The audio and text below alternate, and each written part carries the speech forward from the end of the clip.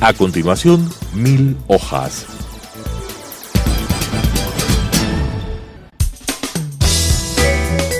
Clasificación B, bajo supervisión de un adulto.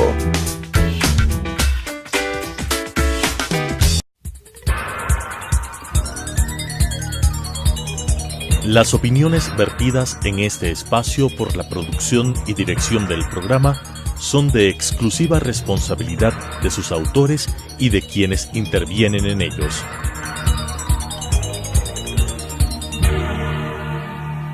Telesucesos Canal 29 UHF presenta 1000 hojas.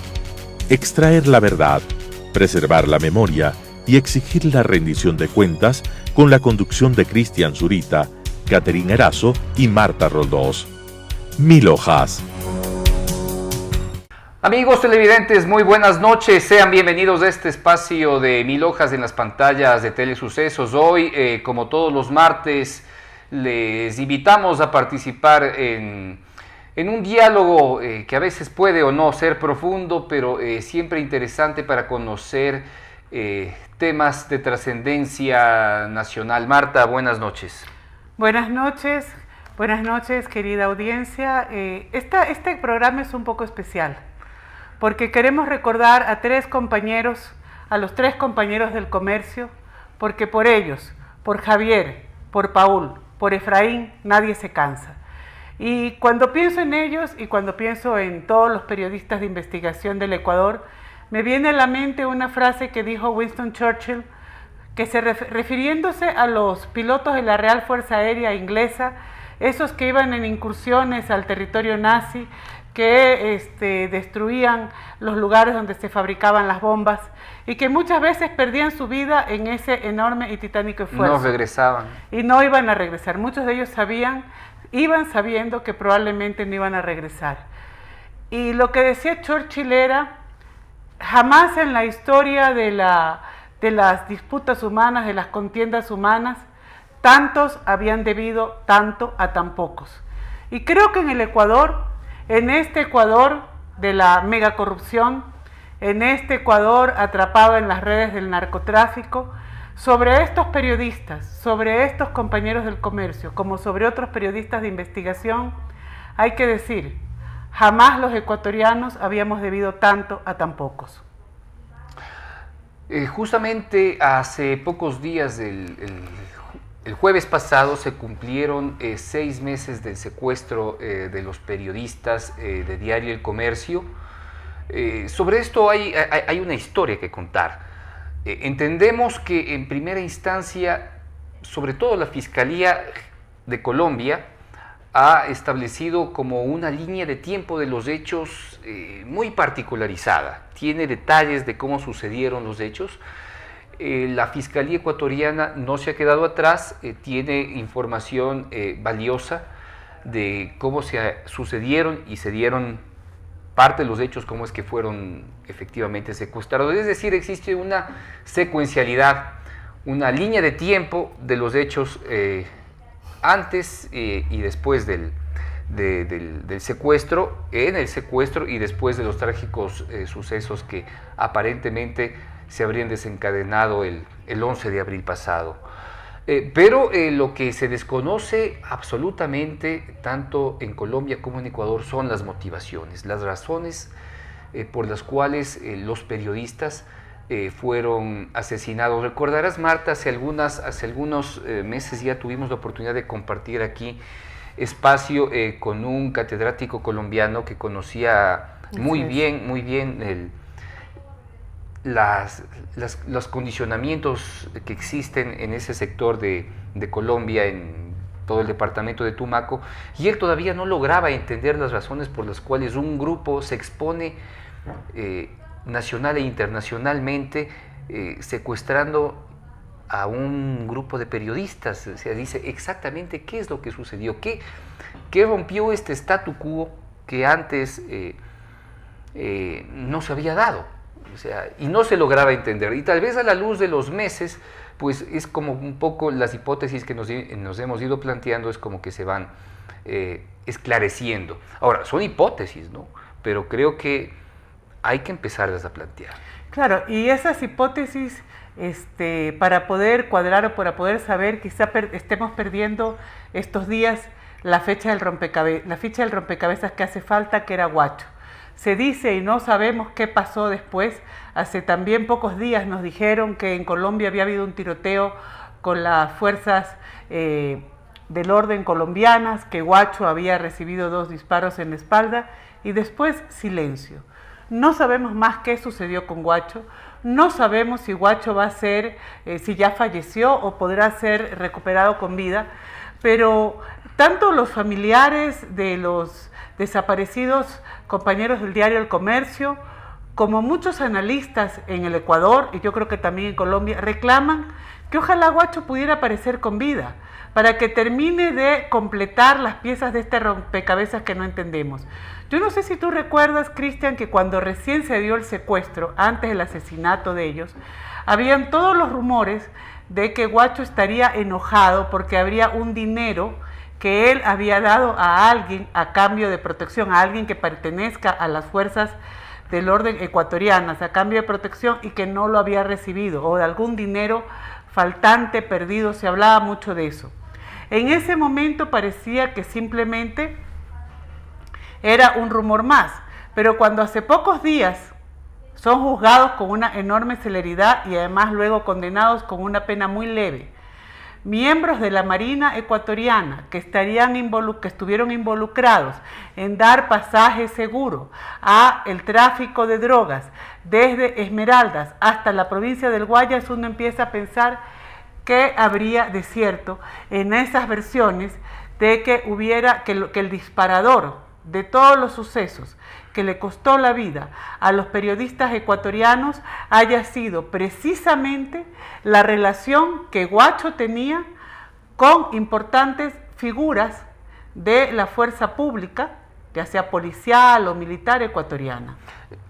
Bueno, las evidencias que tenemos ahora son por demás importantes.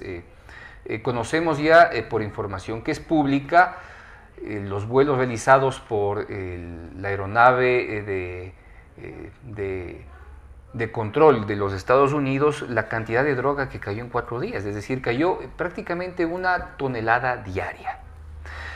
Si es que eso sucedió con un avión que todos sabíamos que estaba en ese momento en servicio en territorio ecuatoriano, sea a nivel del litoral como en su mar territorial, pongámonos a pensar en retrospectiva, puede haber pasado 1 tonelada diaria de cocaína a través del eje costero, desde Mataje hasta Santa Elena, para la distribución de droga nacional e internacional. Es muy posible. Y 1 tonelada es mucho dinero, tanto en Colombia como en Ecuador, y no se diga internacionalmente, ¿no?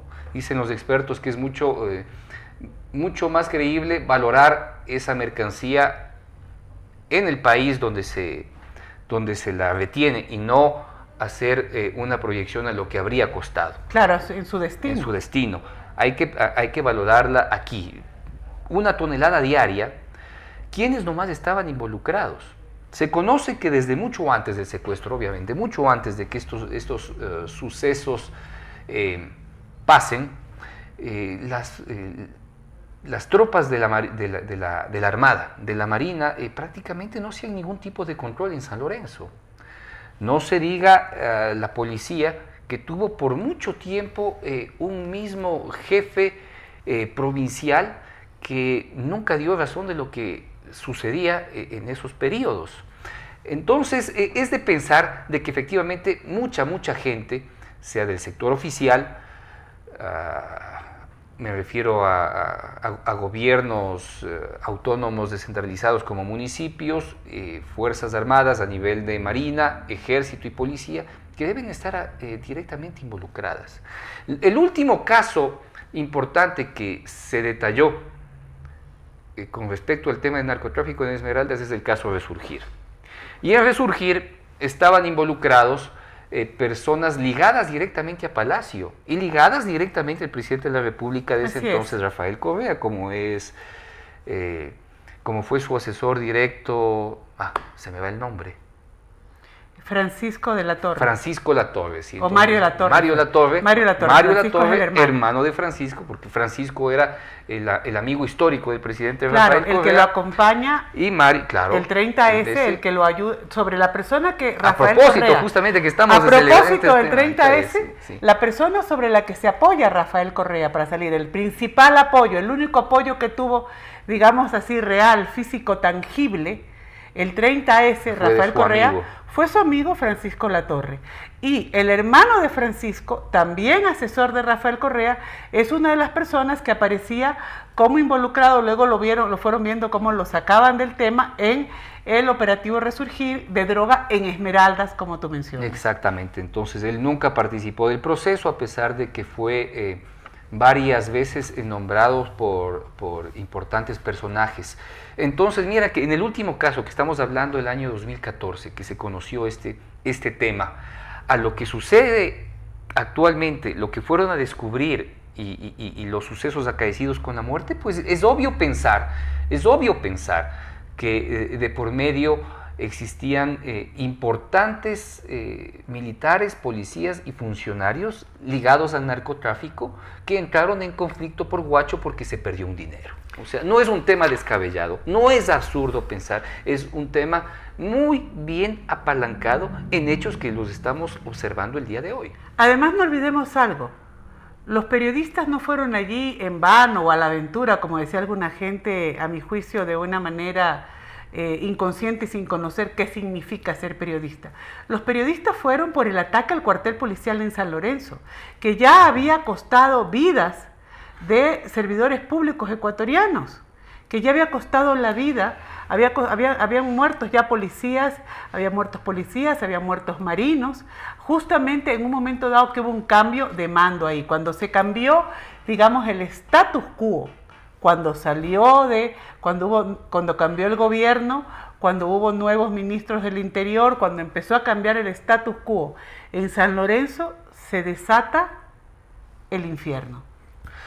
Y en ese contexto llegan ellos. Entonces, las preguntas que todavía no se terminan de resolver a los 6 meses es ¿por qué los oficiales de Marina que estaban en esta garita improvisada en plena carretera para llegar a Mataje justamente les permiten pasar a ellos? ¿Sí? Pero a mí me queda otra duda, porque he hablado con muchos periodistas que en años anteriores hacían el cruce, incluso iban a Tumaco, incluso hablaban con los narcos y luego regresaban, o sea, hacían entrevistas y regresaban, podían hablar con la gente. ¿Por qué esta vez fue diferente? ¿De qué se enteraron los periodistas? O sea, ¿qué es lo que hubo de diferente en esta ocasión para que los narcos decidan actuar de esa manera? O sea, digamos, teníamos experiencias previas incluso de periodistas que se habían adentrado en la zona, que habían hecho contacto Nunca para hubo realizar problemas. entrevistas. En realidad, de hecho, yo estuve, recuerdo, en Mataje, pude estar alrededor en 3 ocasiones, y es muy fácil, ¿no? Es como, para un periodista era muy fácil llegar a la zona, poder observar, hacer entrevistas, había la posibilidad de conversar con los miembros de la comunidad y simplemente mirar al frente y ver cómo estaban allí las plantaciones de cocaína, había personal trabajando allí en el mantenimiento de las plantas, se podía ver el trabajo de los raspachines e incluso pasar al otro lado y pues grabar. De hecho, hay colegas periodistas en medios televisivos que han hecho trabajos muy interesantes, muy importantes, contando cómo hacían ese trabajo. O sea, había un statu quo de respeto, ¿sí?, desde los periodistas ecuatorianos hacia los narcotraficantes que laboraban en esa zona, y no había ningún problema. O sea, exactamente es qué se rompió. Esa es la pregunta. Y el tema es que no se rompe de allá, ¿sí? Porque ellos hubiesen podido... Ellos controlan la zona. Huacho controló siempre la zona. Era control absoluto de su zona, tanto que yo lo he contado porque he tenido la oportunidad de conversar con personas ligadas a la frontera, de decir, bueno, mira, el Huacho maneja las comunidades tan férreamente y tan disciplinadamente que él no permite que se tome más de una cerveza diaria por cada persona. ¿Por qué lo hace? Pues porque simplemente todo el mundo está ligado al negocio del narcotráfico en la zona y hay que velar por el trabajo que se está haciendo, o sea, es un tema conjunto. Entonces, en esas condiciones, si él controla la zona y tiene 2 periodistas y el ejército no puede entrar con rapidez, me refiero al colombiano, y el ecuatoriano no va a pasar, ¿por qué tiene que actuar de esa manera? O sea, la pregunta es clara, la que tú acabas de formular, y la voy a reformular. Javier Ortega, Paul Rivas, Efraín Segarra no eran una amenaza para Guacho. ¿Para quién eran una amenaza estos 3 compañeros del comercio? Esa es la pregunta. Para Guacho, o sea, per se, no eran una amenaza. Guacho estaba trincherado allá. ¿Para quién eran una amenaza estos 3 periodistas ecuatorianos? ¿Por qué Guacho provocó de tal manera que ha logrado que incluso el ejército colombiano se lance a una cacería aún más intensa de él que le puede haber costado la vida? ¿Por qué hacer una apuesta tan costosa? Sabemos que esta no es gente improvisada, esta es gente curtida. Ellos llegaron a estas BACRIM, a estas especies de mezclas espantosas entre exguerrilleros, paramilitares, gente vinculada a los carteles mexicanos, e hicieron esta especie de fanesca de gente que venía de orígenes violentos y lograron hacer un acuerdo para delinquir, para continuar las rutas de narcotráfico. Pero para estas personas, estos periodistas, en los espacios que ellos tenían, no eran una amenaza. ¿Qué fue? ¿Qué supieron? O sea, ¿para quién eran una amenaza los periodistas? Eso es lo que yo a veces me pregunto. ¿Cuál fue el sentido? Eso que justamente lo tenemos que reformular con cierta claridad y abiertamente. O sea, ellos eran una amenaza para las organizaciones ecuatorianas relacionadas con Guacho, no necesariamente criminales, sino aquellos relacionados al sector estatal, sean Fuerzas Armadas, sea policía, sea municipios, sobre todo, ¿no? Sobre todo. O sea, en la provincia de Esmeraldas, quienes hacen política y conocen de política, saben muy bien cómo se movía Guacho. Ahora, efectivamente es posible que ahora se encuentre muerto, y al haber tenido y al haber sometido un sector geográfico de Colombia a su poder brutal y total, pues lo más probable es que no van a dejar que su cadáver se encuentre. O sea, su cadáver tiene que haber sido resguardado, ¿no? Y para que efectivamente, porque ese grupo tiene que mantenerse, si cae Guacho, cae el grupo. La idea es impedir que se vea que él ha caído y van a tratar de proteger ese cuerpo por mucho tiempo, hasta que el ejército efectivamente pueda, obviamente el colombiano, pueda dar muestras de que en dónde se encuentra. Pero las palabras del presidente Iván Duque al momento de anunciar que Guacho fue herido, creo que es claro. O sea, los colombianos en eso ya tienen una historia muy larga de saber si es que lo hicieron o no lo hicieron.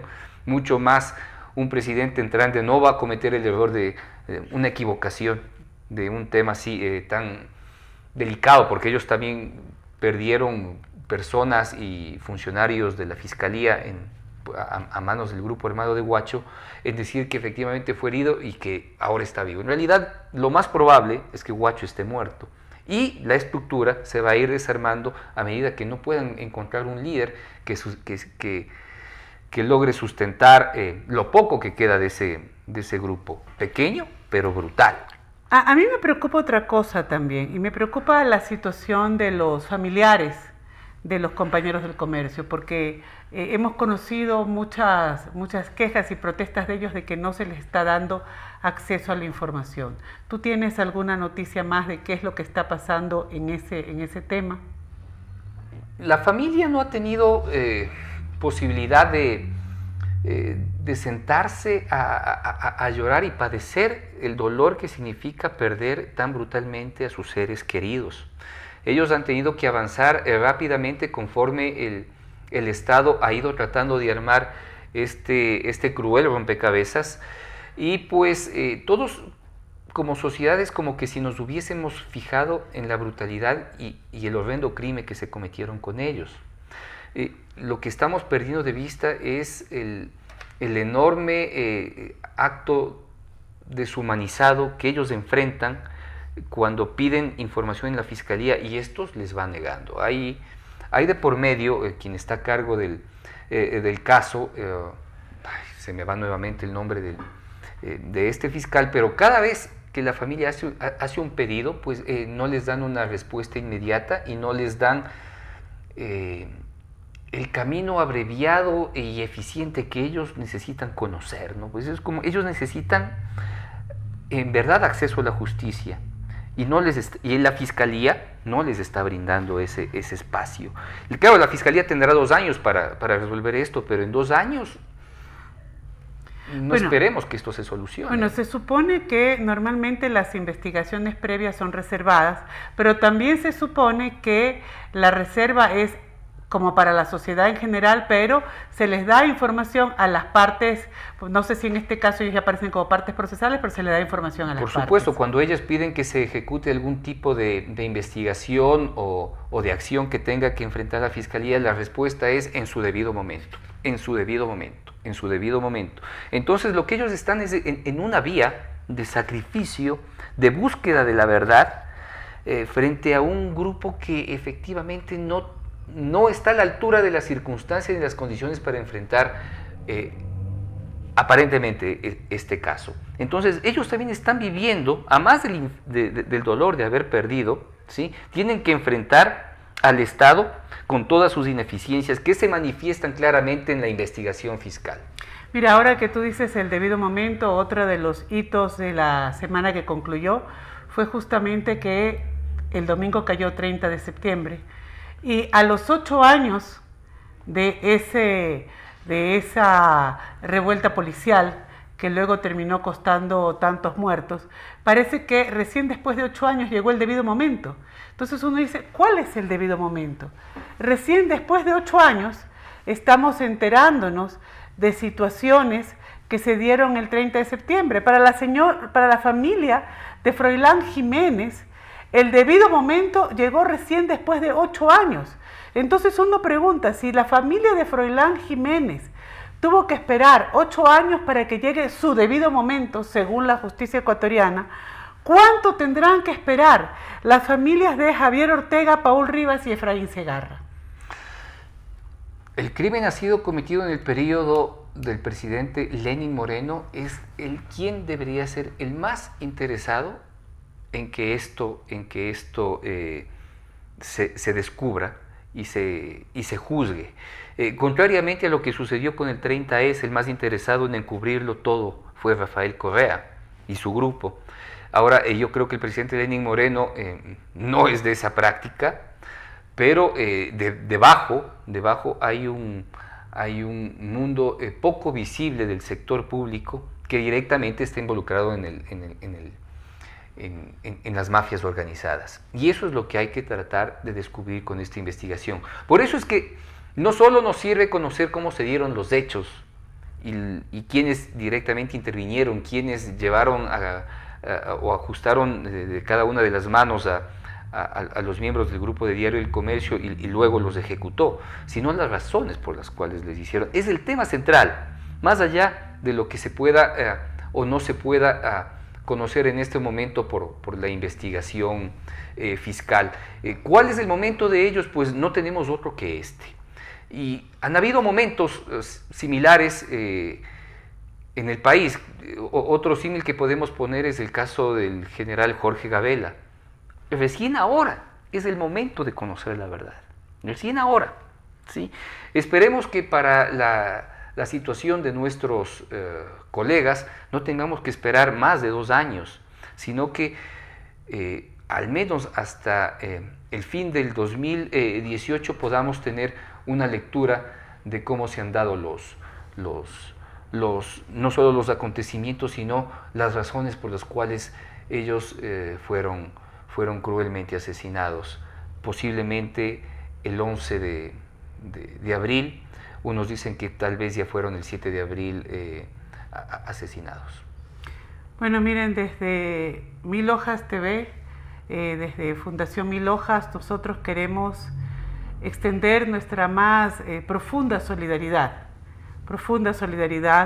a las familias de Javier Ortega, Paul Rivas, Efraín Segarra, A las familias también de los otros 2 ecuatorianos desaparecidos después que eso y que también aparentemente fueron asesinados nuevamente sin que entendamos por qué. De una forma terriblemente sí, cruel. De Katy. De Katy. De Oscar y Katy. De Oscar y Katy. Entonces también queremos recordarlos a ellos y queremos extender este llamado. Creemos que en el Ministerio del Interior hace poco también ha habido un refrescamiento. Hay ahora una mujer frente al Ministerio del Interior. Una buena decisión. Esperamos, por lo menos una gran mejora. Esperamos que esto signifique que se pueda hacer, es muy difícil, pero que se pueda hacer realmente el necesario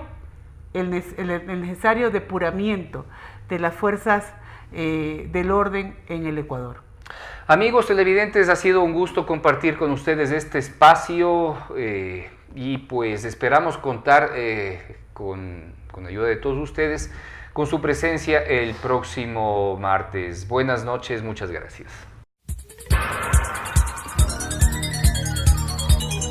Las opiniones vertidas en este espacio por la producción y dirección del programa son de exclusiva responsabilidad de sus autores y de quienes intervienen en ellos.